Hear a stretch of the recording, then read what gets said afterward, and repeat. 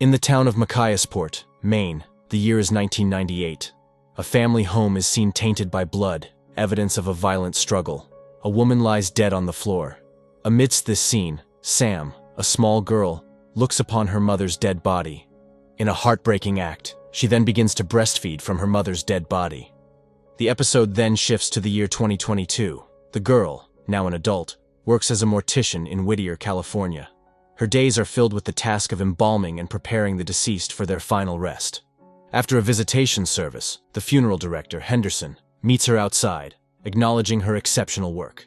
Her genuine compassion for the departed has not gone unnoticed, and as a result, she receives a well-deserved raise. She returns home to her boyfriend, Jesse, who works as a district attorney. As she shares the good news about her raise, they agree to celebrate that evening. The excitement of the moment makes her want to initiate sex before he leaves for court. She moves closer to him, her intentions clear, but he gently turns her down. With a soft smile, he suggests that despite her thorough efforts to wash it off, the faint scent of formaldehyde still clings to her. She discusses Jesse's rejection with her friends over glasses of wine. As they share their thoughts, Sam wonders if there might be deeper issues in their relationship, and if Jesse truly understands her passion for her work. Sam speculates that Jesse dislikes her work at the funeral home because it involves death. Her friends believe that relationships often involve compromise and understanding from both partners. When pressed if she would choose Jesse over her job, Sam hesitates. She explains how her work as a mortician fulfills her deeply. She describes her profound connection with the deceased and the importance of helping grieving families say their goodbyes. Sam is preparing a man for his service when Charlie, the new gravedigger and death removal tech, bursts into the room with another deceased person.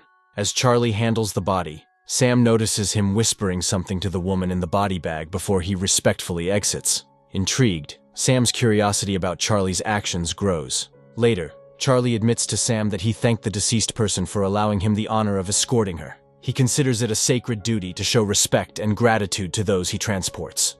Sam listens intently, struck by Charlie's reverence for his work. That evening, after making a special effort to clean herself up for Jesse, they finally have a moment together. As they become intimate, Sam finds herself unexpectedly recalling flashes of Charlie. Another day at work, Sam and Charlie engage in a deep conversation about their beliefs regarding the afterlife and their preferences for how they want their bodies handled after death. They bond over the rich history of funeral traditions, sharing anecdotes about the diverse rites practiced in different cultures. Charlie, recognizing Sam's adventurous spirit, encourages her not to stifle it due to Jesse's more conservative preferences. In a vulnerable moment, Charlie shares about his family tragedy. He lost all his loved ones in a car crash caused by a drunk driver. Touched by his honesty, Sam feels she should also open up about her own experiences with death in her family, something she's kept private until now. Just as she's about to confide in Charlie, though, Jesse calls and interrupts, telling her that his parents are at their home. Sam hurries home to meet Jesse's parents, planning to find another chance to talk with Charlie and tell him her personal story. The house greeted her with darkness as she stepped inside, broken glass crunching underfoot leading her to the kitchen. This triggered a chilling memory of the home invasion that had tragically taken her mother's life.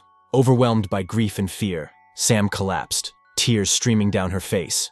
In that moment of vulnerability, Jesse found her and embraced her in his arms, comforting her amidst the shards of shattered memories.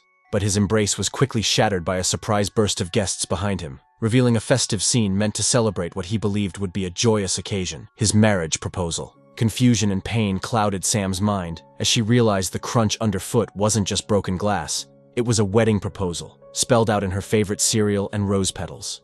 Jesse, hoping to create a romantic gesture with a touch of familiarity, had unwittingly triggered a deeply buried trauma. The cereal and petals, resembling spatters of blood in the dim light, served as a stark reminder of her mother's tragic end.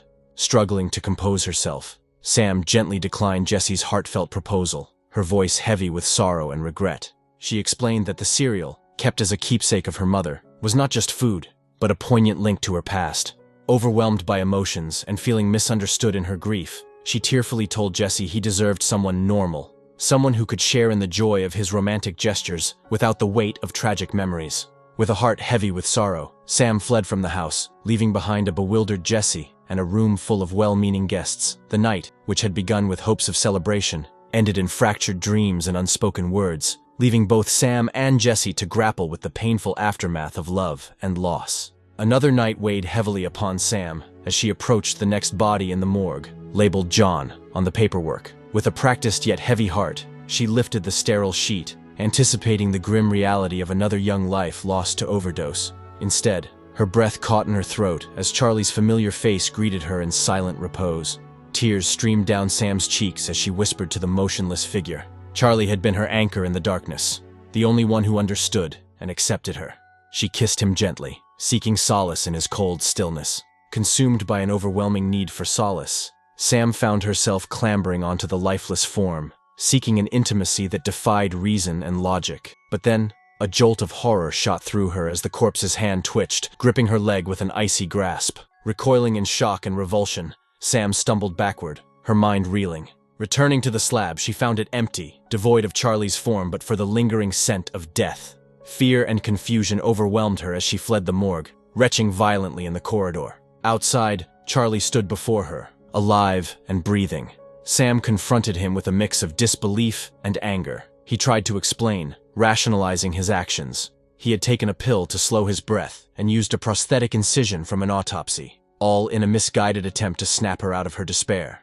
Sam accused him of crossing a line, of deceiving her into an intimate moment under pretenses. Charlie, burdened with remorse, insisted he only wanted to heal her, to make her see her pain.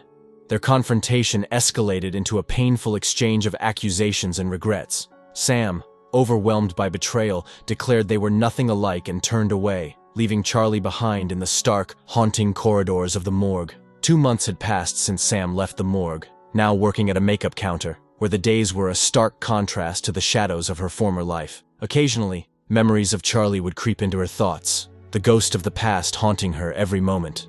On her wedding day, her friend Danny observed the change in Sam, noting how different she seemed since leaving her job. Danny's concern was palpable as she remarked on Sam's distant demeanor, gently asking if she was all right. Sam, with a faint smile masking her inner turmoil, simply shrugged and confessed that she just wanted a boring, regular life. The wedding ceremony was beautiful, filled with love and laughter. In her vows, Sam declared Jessie as everything she needed, her anchor in the chaos of life. Jessie, in turn, prepared a heartfelt surprise, a video montage of their most cherished moments together, capturing their journey of love and companionship. The guests, moved by the montage, watched with smiles and tears. However, the mood quickly shifted when a shocking clip appeared, one that was entirely out of place. A grainy video of Sam in an intimate encounter with what appeared to be a corpse. Gasps echoed through the room as the guests exchanged horrified glances. Jessie, stunned and bewildered, demanded that Sam deny it was her in the video. His voice trembled with a mixture of disbelief and anger as he relentlessly shouted about the image of her engaging in intercourse with another man.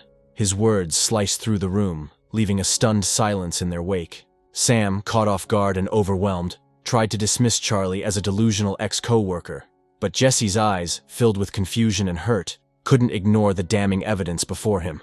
Before Sam could respond, Charlie burst into the church, his presence a storm of anger and desperation. He shouted that Jessie had destroyed everything special and alive within her, his voice echoing through the sacred space.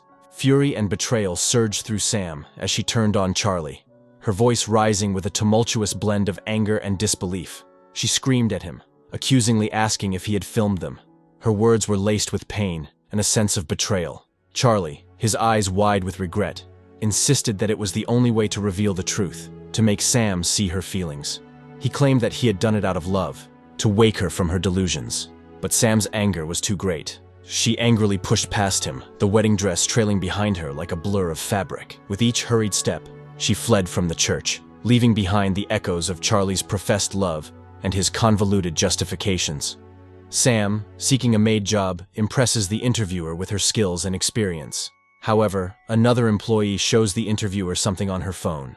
Regretfully, he informs Sam that the position has been filled. He explains that they cannot hire someone with a sex offender background for their home service business. Desperate and feeling judged, Sam leaves, noticing the interviewer's repulsion.